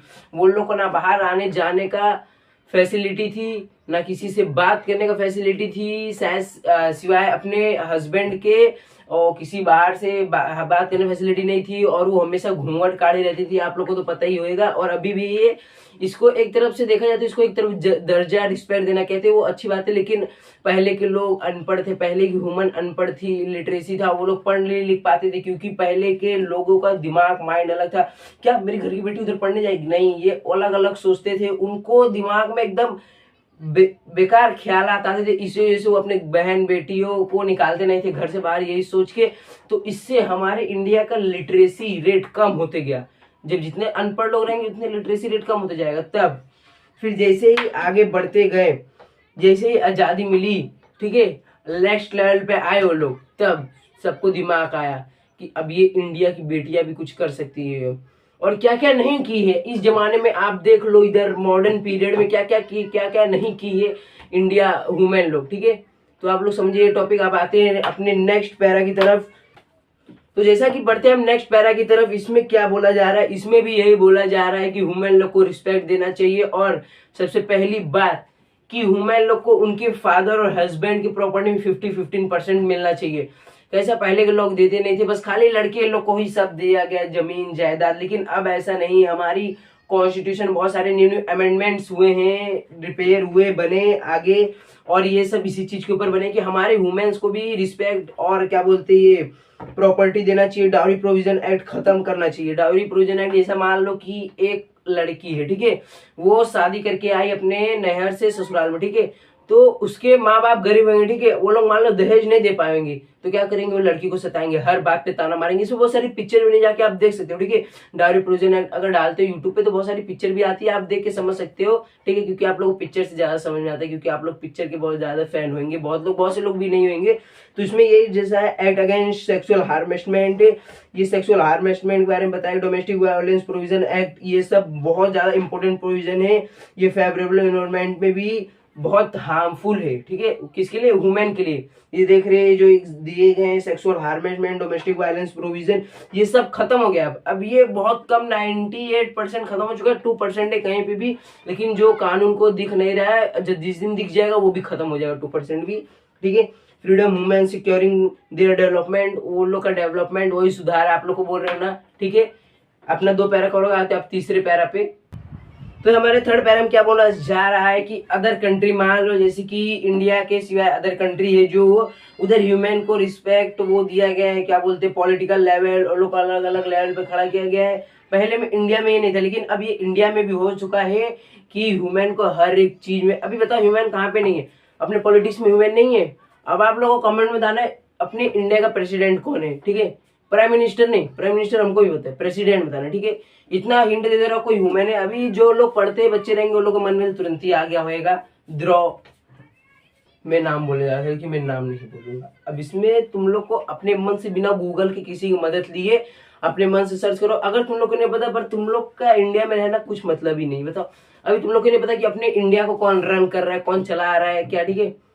अब बजट भी देख लेना तुम लोग, बजट भी ये सब तुम लोग को काम आ सकता है, जिन लोग यूपीएससी की तैयारी कर रहे हैं, क्योंकि उस पर जनरल नॉलेज भी काम आता है, ठीक है। तो बढ़ते अपने इधर टॉपिक पे आते, यही सब बोला जा रहा है इसमें कि ये पर्सपेक्टिव एक हो चुका है। Amendment 73rd and 74th amendment reserve बचाए गए, तो सीट्स वुमेन 33% ऑफ अमेंडमेंट में सीट है, सिर्फ 33% वुमेन के लिए। ह्यूमन हर एक सेक्टर में जाके कुछ भी कर सकती है, ठीक है, पायलट बन सकती है, क्या नहीं कर सकती वुमेन अब इस मॉडर्न इंडिया में, आप लोग मेरे को बताओ, ठीक है। सेल्फ गवर्निंग इंस्टीट्यूशन हो गया। अब देखो इधर आप लोग दिख रहा है, this percentage has been raised to be 15% in several state including Maharashtra, ठीक है।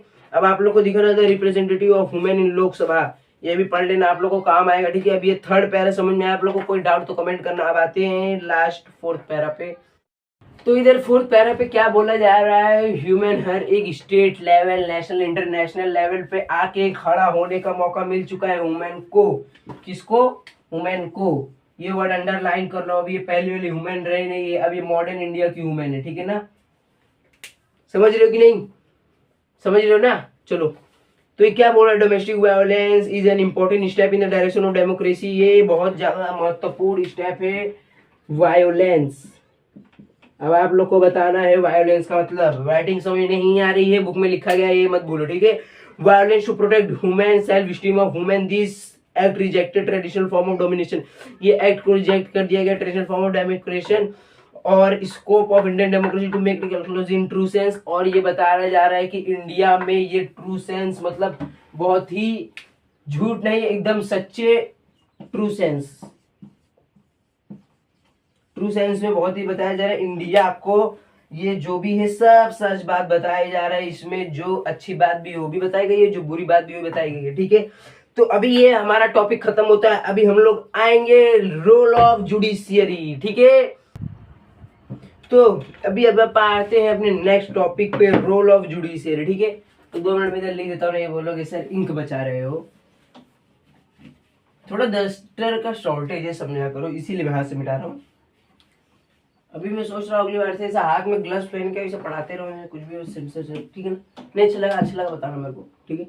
अभी क्या है, रोल ऑफ, नहीं ये छोटा ही रखेंगे, इधर बड़ा ही मजा नहीं दे रहा है। रोल ऑफ जुडिशियरी, ठीक है। रोल ऑफ जुडिशियरी, स्पेलिंग सही है, आप लोग को बताने का, ठीक है। रोल ऑफ जुडिशरी ये क्या बता रहा है, ये बहुत ही बड़ा महत्वपूर्ण रोल प्ले करता है हमारे इंडिया में, और ये बहुत बड़ा रोल प्ले करता है डेमोक्रेसी में, लोकतंत्र में, कॉन्स्टिट्यूशन में भी। इतना याद रखना, जुडिशियरी से बहुत अच्छे काम होते हैं, होते थे और होते रहेंगे, ठीक है। किसके लिए? इंडिया के लिए। अदर कंट्री के लिए भी जो लोग जुडिशरी फॉलो करे, ठीक है ना। अभी इधर हम पढ़ रहे हैं रोल ऑफ जुडिशरी, इसके बहुत सारे मेन ऑब्जेक्टिव है जो कि हम लोग इस टॉपिक में देखने वाले हैं, ठीक है। ये कंसिडरेशन क्या है? फंडामेंटल और ड्यूटीज ऑफ द कॉन्स्टिट्यूशन। इसमें फंडामेंटल राइट जो पीपल का खुद का अधिकार है, ठीक है। जैसे एक पीपल है, ठीक है, वो रात के 12:30 नॉइज पॉल्यूशन फैला रहा है, यानी कि डीजे बजा रहा है, तो एक उसके बाजू वाला बंदा जाएगा पुलिस स्टेशन में कंप्लेन करेगा उसके खिलाफ, ठीक है। तो इसको बोलते हैं फंडा राइट, जो है हर एक आम इंसान के पास होता है, उसको बोलते हैं फंडामेंटल राइट्स, ठीक है। फंडामेंटल राइट्स है of the constitution matters will try to understand the contribution of the judiciary in the regard with the help of following points. यही बोला गया है इसमें कि पहले बात बता दूं मैं आप लोगों की, मैं रटा है बुक का आप लोग समझाता नहीं होता, ये सब काम नहीं है। मैं आप लोग को अभी बोल रहा हूँ कि बोर्ड है, ये कोई आप लोग का स्कूल का पेपर नहीं, ये बोर्ड है, इसमें पूरी बुक लर्न करने बैठोगे, लर्न नहीं हो पाएगा तुम, ठीक है। तुम कोई चिट्ठी नहीं हो कि साइड, ठीक है, कोई चिट्ठी नहीं हो तुम, ठीक है, पूरी बुक लर्न नहीं कर सकते। इसीलिए जितना जितना टॉपिक को समझोगे लिखोगे, और तुम लोग एक याद रखना, कभी भी अगर आंसर लिखने की कोशिश करना पॉइंट में लिखना, ठीक है, क्योंकि पॉइंट में लिखते हो ना, जो सामने वाला चेक करता है, ठीक है, उसके लिए भी अच्छा रहता है, और वो खुश होकर मार्क्स भी दे सकते हैं, इतना याद रखना, ठीक है। वो मूड पे डिपेंड करता है जिन लोग सर चेक करेंगे, ठीक है। ये नहीं कि घर से विवाद झगड़ा करके आए हैं और तुम इधर लिखे हो आंसर एक एक पन्ना का, कैंसिल तो कर नहीं सकते हैं, हाफ एक मार्क्स काट सकते हैं, ठीक है। तो इसीलिए बोल रहा हूँ, साइंस हो या हिस्ट्री हो या ज्योग्राफी हो या सिविक्स हो, पॉइंट में लिखने की कोशिश करो, उसके आगे आप लोग की मर्जी, तो ठीक है। तो अब इस तरह जहां देख रहे हो, ये हम लोग को लगता है ये भी टॉपिक खत्म हो चुका है। इसमें यही बोला गया है, ट्राई फॉलोइंग पॉइंट्स, ये सब पॉइंट्स को, मुद्दे को फॉलो करना चाहिए। कैसे जुडिशियरी, हर एक इंसान के पास जुडिशियरी इंसाफ न्याय है, वो कुछ भी गलत के खिलाफ आवाज उठा सकता है, कुछ भी गलत सही है बोल सकता है। This is a power of judiciary, ठीक है। ये जुडिशियरी है अभी इंडिया में, ये पहले भी थी अभी भी है, ठीक है ना, इंडिया में है ये। लेकिन पहले क्या थी, पहले इसका इतना मान्य नहीं था, पहले इतना लोग को न्याय नहीं जितना अन्याय मिलता था, ठीक है। पर अब ऐसा बिल्कुल खत्म होता है, क्योंकि ये डेवलपमेंट एरा है किसका? इंडिया का। क्योंकि हमारे प्रेसिडेंट मोदी जी सब कुछ बदल के रख दिए हैं, सब कुछ, अच्छे से अच्छी चीज, बुरे से बुरी चीज। अभी पहले वाला इंडिया नहीं रहा, अभी अब का इंडिया, ठीक है ना। तो आप लोग समझो रोल ऑफ जुडिशियरी। कोई भी डाउट रहेगा कमेंट करना, ठीक है। अब बढ़ते अपने नेक्स्ट टॉपिक की तरफ। तो अपने बढ़ते अभी नेक्स्ट टॉपिक पे तरफ। तो गाइज अभी ज्यादा नहीं, बस खाली 2 ही टॉपिक बढ़ा है, आप लोग फटाफट पढ़ना, ये खत्म हो जाएगा तो हमारा वर्किंग ऑफ द कॉन्स्टिट्यूशन भी समाप्त हो जाएगा, दी एंड हो जाएगा। तो मैं लिख देता हूँ इधर, ठीक है, वर्किंग ऑफ द कॉन्स्टिट्यूशन खत्म होने वाला है। द बेसिक ऑफ मैथ, ये हम लोग नहीं पढ़ने वाले, ये मत सोचना। हम लोग पढ़ने वाले the basic framework of the constitution, the basic framework of the constitution, frame work of the, थोड़ा फ्लो में जा रही है राइटिंग, कॉन्स्टिट्यूशन। तो बता दो, ये बहुत ही इंपॉर्टेंट टॉपिक है ये, और ये बोर्ड में भी आ चुका है, ठीक है। तो इसको अच्छे समझना। तो ये बोला है basic framework of the constitution, ठीक है। The constitution is a dynamic का मतलब समझे, ये कॉन्स्टिट्यूशन इर्द गिर्द घूमती रहती है, ठीक है। और ये अपने it is a living document ही, जो डॉक्टर बाबा साहब अम्बेडकर है ना, ये इतना मस्त, क्या बोले, इतना झक्कास लिख के गए ना अपना कॉन्स्टिट्यूशन, कि कुछ इसमें हम लोग गलती निकाल ही नहीं सकते। हर एक चीज के ऊपर लेके गए, छोटे से इंसान, छोटे आदमी को कैसा दर्जा देना चाहिए, इज्जत देना चाहिए, बड़े इंसान को कैसे दर्जा देना चाहिए, इज्जत देना चाहिए। एक गरीब इंसान का लड़का पढ़ लिख के कुछ भी बन सकता है, IAS IPS, ये एकदम अच्छे से लिख के गए हर एक चीज के बारे में, वुमेन के बारे में, वो मैन हो वुमेन हो और अदर कास्ट हो, ठीक है, हर एक चीज के बारे में लिखे गए हैं। और ये क्या बोल रहा है, the constitution has to change according to the changing condition, the parliament has the power to make those changes, ठीक है। और ये पावर इसमें बहुत सारे, कॉन्स्टिट्यूशन में parliament has to power to make those changes the judiciary. अब जैसे मान लो कि हमारे कॉन्स्टिट्यूशन में ना हर एक साल या फिर दिन पे दिन जैसा आप लोग समझ लो कि कॉन्स्टिट्यूशन में कुछ ना कुछ थोड़े थोड़े बदलाव होते रहते, पूरे नहीं कि पूरा कॉन्स्टिट्यूशन बदल देने के, थोड़े थोड़े बदलाव होते रहते, ठीक है ना। अभी थोड़े थोड़े बदलाव होंगे तो उसको ना ये जुडिशियरी जुडिशियरी इसके पहले आप लोग का पढ़ा था जुडिशियरी जुडिशियरी समझ रही है। इसका एक और रोल है कि जो ये सारे नए नए कॉन्स्टिट्यूशन निकले हैं, ठीक है, फ्रेमवर्क क्या निकले, कॉन्स्टिट्यूशन क्या है क्या नहीं है ना, इसका काम है कि ये इसको लोग के सामने रिप्रेजेंट करे, महत्व दे इसको, ठीक है। जुडिशरी का एक और ये मेन रोल है, ये याद रखना, ठीक है। तो यही बोला जा रहा है इसमें जुडिशरी को एक्सेप्ट करना है the power of parliament make changes in the constitution but and at same time specified the limitation of this power on this power. और ये मैं बोला था ना आप लोग को चेंज होते रहेगा, चेंज होते रहेगा। इधर लिख नहीं समझ आ रहा है, इधर चेंज होते रहेगा, ठीक है। CHANGE चेंज की स्पेलिंग में सोचना नहीं आ रही है, लेकिन थोड़ा फटाफट लिख रहे, फ्लो में थोड़ा जा रहे हैं, ठीक है। चेंज होते रहेगा और इसको पार्लियामेंट को अडॉप्ट करना है, पार्लियामेंट को नहीं अडॉप्ट करना है। क्या गलती कर रहे हो मेरी तरह तुम लोग, गलती नहीं करना है, ठीक है। इसको जुडिशरी को अडॉप्ट करना है और सबको बताना है parliament while amending the constitution can not alter the basic structure of the constitution, ठीक है। ये कैन नॉट अमेंडमेंडिंग, अलग अलग न्यू न्यू अमेंडमेंडिंग, ठीक है। अमेंडमेंडिंग ले देता हूँ, अमेंडमेंडिंग नए नए कॉन्स्टिट्यूशन बनना, फ्रेमवर्क बनना, ठीक है ना, समझ रहे हो आप लोग। अमेंडमेंडिंग नए नए चीज का प्रोविजन जो बनाए जा रहे हैं कॉन्स्टिट्यूशन में, कहा गया कॉन्स्टिट्यूशन में जो प्रोविजन बनाए जा रहे हैं, प्रोविजन बनाए जा रहे हैं वो अमेंडमेंट करना, ठीक है। इसको स्ट्रक्चर ऑफ द कॉन्स्टिट्यूशन, और ये स्ट्रक्चर है कॉन्स्टिट्यूशन का, किसका है, कॉन्स्टिट्यूशन का। बोल रहे हो सर क्या ये भाजी पाला बना के रखे हो, थोड़ा समझो इसको। कॉन्स्टिट्यूशन, एक कॉन्स्टिट्यूशन पे जो नए नए प्रोविजन क्या बनते हैं, प्रोविजन चेंज होते रहते हैं, उसको जुडिशरी लेता है, रोल है, ये सब समझो, ठीक है। तो अभी खुशखबरी की बात है कि ये भी टॉपिक खत्म हो चुका, हम लोग आते हैं अपने लास्ट टॉपिक, ठीक है। तो जैसा कि अभी हम लोग आते हैं अपने नेक्स्ट टॉपिक पे और लास्ट टॉपिक पे, ठीक है, लास्ट है।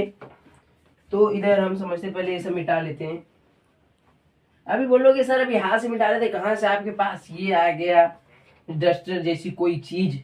तो देखो ये तूफान बैठी यहाँ कहीं भी, यहाँ कभी भी कुछ भी हो सकता है, ठीक है। नाम ही एकदम अलग, तूफान, कभी भी तूफान आ सकता है, इतना याद रखना। तुम्हारे घर पे नहीं, पढ़ाई में तूफान आ सकता है, पढ़ के तुम बहुत कुछ कर सकते हो, याद रखना। एक तुम्हारे पास पढ़ाई एक ऐसा हथियार है जिससे तुम पूरी दुनिया हासिल जीत सकते हो, ठीक है ना। तो ज्यादा बात नहीं करोगे ना, बोलोगे सर पढ़ाने साथ साथ मोटिवेशन भी दे रहे हो क्या, मोटिवेशन दे रहा हूँ, ले लो। ये थोड़ा डिजाइन निकाला था, फेल होगा, कोई बात नहीं। अभी हम लोग आते हैं अपने टॉपिक पे, सिग्निफिकेंट जुडिशियल डिसीजन। सिग्निफिकेंट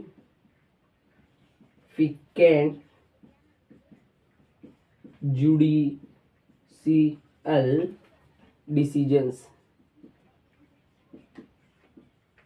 इसको ई मत समझना, ये सी है। जिन लोग ये समझेंगे वो लोग को क्या बोल सकता हूँ मैं, कुछ बोल भी तो नहीं सकता हूँ। वो लोग कौन से मेरे सामने हैं, सिग्निफिकेंट जुडिशियल डिसीजंस, ठीक है। ये लास्ट टॉपिक में लिख देता हूँ, बहुत अच्छे खुश रहेंगे। Last topic,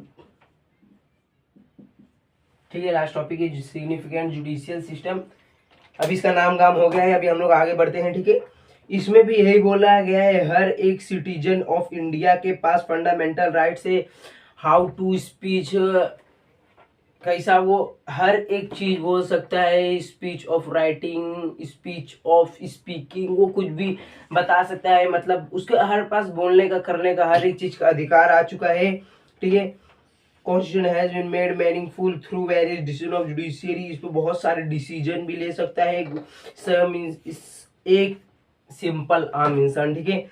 some of important subjects on which the court has been judgement include right of the children, हर एक चिल्ड्रेन बच्चे के पास प्रोटेक्शन ऑफ ह्यूमन राइट, हर एक चिल्ड्रेन बच्चे के पास प्रोटेक्शन है ह्यूमन राइट का। मैं आप लोग को क्या बोला था इसके पहले टॉपिक पे कि डॉक्टर, इसके पहले नहीं, हाँ इसके पहले टॉपिक पे क्या नाम था उसका, basic framework of the constitution की डॉक्टर बाबा साहेब अम्बेडकर जी ने ऐसा ऐसा हर एक चीज के ऊपर कॉन्स्टिट्यूशन में लिखा गया, हर एक मुद्दे के बारे में तो अभी इधर देख रहे हो ना, इधर अभी हम लोग पहले किसकी बात कर रहे थे, ह्यूमन की, ठीक है। अभी इधर किसकी बात आ गई, प्रोटेक्शन ऑफ ह्यूमन, आदमी औरत दोनों, अब मैन ह्यूमन दोनों की बात हो रही है। इधर तुम्हें क्या लगा, डॉक्टर बाबा साहब ने हर एक पर्टिकुलर इंडिविजुअल चीज के बारे में लिखे हैं कि सबके पास अधिकार है, प्रोटेक्शन ऑफ गवर्नमेंट डिग्निटी, और ये नहीं कि वो नीची जाति का तो वो पढ़ नहीं सकता, कुछ कर नहीं सकता। तो इतना याद रखना कि तुम जितने भी जाके देखोगे IAS IPS रहेंगी, वो सब ज्यादा करके रिसर्च किए गए, गूगल पे रिसर्च किए गए कि नीचे जाति वाले कुछ बड़ा करते हैं। ऐसे नहीं बोल रहा कि ऊपर जाते लोग कुछ नहीं करते, क्योंकि तो मतलब घमंड में रहते हैं हम लोग तो ऊपर जाति वाले हैं। अभी किसी का जाति का नाम नहीं लूंगा, नहीं किसी को बुरा लग जाएगा, ठीक है। तो मैं किसी जाति का नाम नहीं लूंगा, ठीक है, कास्ट का नाम नहीं लूंगा। जो ऊपर वाले अपर कास्ट वाले सोचते हैं हम लोग तो अपर वाले हैं, ड्यूटी लग जाएगी, नौकरी हो जाएगी, तो ये सब सोच में पीछे रहती है। और सबकी बात नहीं, कुछ की बात करो, ठीक है। और नीचे वाले तो गरीबी देखे हैं अपना, तो वो कैसे भी चाहते हैं गरीबी को ढालना है, खत्म करना है, अमीरी लानी है, पैसा कमाना है, गड्डी बनानी है, ठीक है। तो ये सब आप भी सोचो, कुछ करो अपने देश के लिए, अपने माँ बाप के लिए, कि जो चार लोग के बीच में आपके माँ बाप गर्व से खड़े हो कि ये मेरा बेटा है, ठीक है। तो मोटिवेशन हो चुका है, तो अभी हम लोग आते हैं अपने टॉपिक पे। तो यही बोल रहा है, प्रोटेक्शन ऑफ ह्यूमन, ठीक है, फ्रीडम, इंडिविजुअल फ्रीडम है, ट्रिबल एम्पावरमेंट है, this effort had made the political process in India more mature, ठीक है। अब ये पैरा समझे, अभी आते हैं लास्ट पैरा पे, जिससे हमारा चैप्टर खत्म होना है, ठीक है। तो भी जैसा कि हम पढ़ते हैं अपने नेक्स्ट पैरा की तरफ, हमारा नेक्स्ट पैरा बहुत ही अच्छी बात बोल रहा है। अगर आप लोग एक बार पहले वीडियो पॉज करके अच्छे से पढ़ लो, ठीक है। अभी आप बोलोगे सर आप एक बैगे रह रहे क्यों बहुत धीरे धीरे बोलने लगते हैं, एक बैगे क्यों रह रहे बहुत तेज बोलने लगते हैं? क्योंकि कुछ बच्चे होते हैं ना, जिन लोग को आप लोग की तरह सीधा हेड टू हेड स्टडी करने की आदत नहीं होती, और लोग थोड़ा बीच में फन भी चाहिए रहता है। तो अभी मैं फन के लिए तो इधर मैं क्रिकेट तो खेल नहीं सकता हूँ, ठीक है। अभी इधर फन के लिए मैं तो वो किसी कपिल शर्मा सर शो को ला तो नहीं सकता हूँ ना, ठीक है ना, ठीक है। इतना बजट भी नहीं है मेन बात, और ला भी नहीं सकता हूँ, ठीक है। तो समझो थोड़ा फन लेके आ रहा था मैं, ठीक है ना। मजा आएगी नहीं, कपिल सर का नाम सुनने मजा आ गया ना। तो अभी कपिल शर्मा सर को साइड में रखो, क्योंकि अभी तुमको पढ़ाई जरूरी है। तो अभी आते हैं अपने, in this chapter we took a review of the constitution and the working of the government on the basis of the constitution, the context of Indian democracy। समझ गए ना? अब बढ़ते आगे। समझ गए तुमको लगता है तुम समझ गए, नहीं समझे ना, रट्टा तुम्हारा है। जो उसमें जो बुक में लिखा था वही तो पढ़ा, कुछ समझाया मैं, जो तुम लोग समझ गए, मुंह तो बना लिए, समझ गए, ठीक है ना। अभी आगे अच्छे समझो इस चैप्टर में क्या बोल रहा है, क्या रिव्यू करने का, क्या देखने को बोल रहा है। The constitution of the working, हमारी कॉन्स्टिट्यूशन कैसे काम करती है, कैसे वर्क करती है, ठीक है।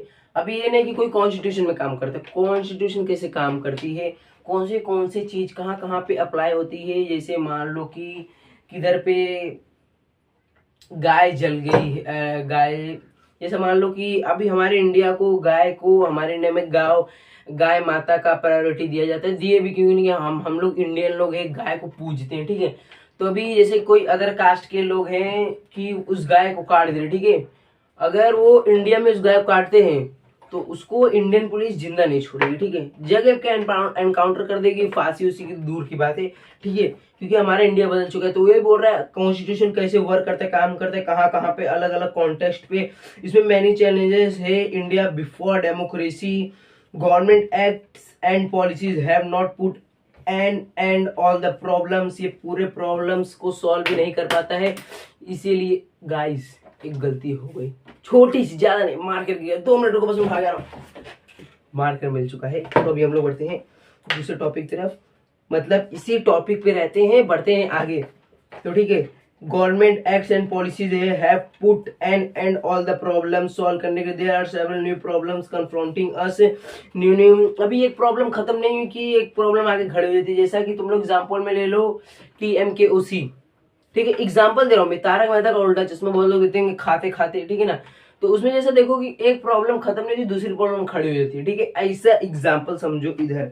मैंने बोल रहा हूँ कि तुम TMOKC जाके देखो, जो भी है देखो, अपने फन के लिए देखो, आधा 1 घंटा 10-15 मिनट के लिए काफी है, क्योंकि पढ़ाई तुमको बहुत जरूरी है, ठीक है। तो यही बोला जा रहा है इम्पोर्टेंट है। However what is important in that the people in India have developed a democratic mindset. बहुत सारे इंडिया पीपल का डेवलप्ड डेमोक्रेटिक माइंडसेट होता है, अलग अलग माइंडसेट होता है कि कैसे हमारे देश को, घर को, गरीबी को आगे लेके जाए। और बहुत सारे बच्चे लोग का रहता है कि कैसे इंडिया के नंबर 1 चोर लिस्ट, क्राइम पे नंबर 1 पे है। तो ये सब सोच मत रखो, क्योंकि आपके माँ बाप लोग आपके ऊपर पैसा खर्च कर रहे हैं, कुछ लायक बन के करो, कुछ करो उनके लिए कि उनको भी गर्व हो। तो मैं इसलिए बार बार बोल रहा हूँ, क्योंकि आजकल के युवाओं का दिमाग देखोगे तो आजकल के युवाओं सब भिड़ गए मोबाइल, इंस्टाग्राम पे अलग अलग रील्स बनाने लगे हैं, अच्छे अच्छे खराब खराब। तो देखो, सबके लिए सब कुछ नहीं होता है, तो सबको सब कुछ नहीं मिल पाता है। इसीलिए आपको जो चीज मिले उसको फायदा उठाओ, ठीक है ना। इतना एक बात याद रखना, जो पानी से नहाता है वो लिबास बदलता है, जो पसीने से नहाता है वो इतिहास बदलता है। अब ये मैं नहीं बोल रहा हूँ, ये हमारे खान सर के द्वारा बोला गया, ठीक है। हमारे खान सर हमारे बहुत ही बड़े गुरु हैं और अच्छे गुरु हैं। अब बोलोगे आप लोग, आप भी तो सर गुरु हो, लेकिन वो हम लोग से बड़ी गुरु है, ठीक है। उनके एक्सपीरियंस देखो, जस्ट देखो, एक से एक बात बोलते, ठीक है। खान सर का भी लेक्चर देखा करो आप लोग, ठीक है। बहुत सारे यूट्यूब पे लेक्चर है, ठीक है, देखा करो जो आप लोग अच्छा लगे। तो जैसा कि इधर हमारा आप देख रहे हो कि working of the constitution D and हो चुका है। एक बार लिख दो दी एंड, END। इधर working on the question D and हो चुका है। कुछ भी डाउट है, मैं आप लोगों को पहले बोल रहा हूँ, अभी बोल रहा हूँ, अगर कुछ भी डाउट है आप लोग हम लोग को बताओ, हम लोग उसके ऊपर एक अलग से सीक्रेट लेक्चर बनाएंगे आप लोगों पर, ठीक है। अब इससे ज्यादा तो मैं आप लोग कुछ करने से तय नहीं किया, मैं आपके घर पे आके पढ़ाऊँ, ठीक है, क्योंकि टेक्नोलॉजी का जमाना चल रहा है, थोड़ा समझा करो, ठीक है ना। अभी आप लोग अच्छे से जो भी डाउट है कमेंट में बोलो, हम लोग उसके ऊपर सेपरेट लेक्चर देंगे। तो अभी के लिए tata bye bye, see you, और थोड़ा हमारे चैनल को सपोर्ट करो, ठीक है। चलो बाय। अभी आप लोग कमेंट देना नेक्स्ट लेक्चर कौन सा है, हिस्ट्री या सिविक्स, ठीक है। चलो बाय।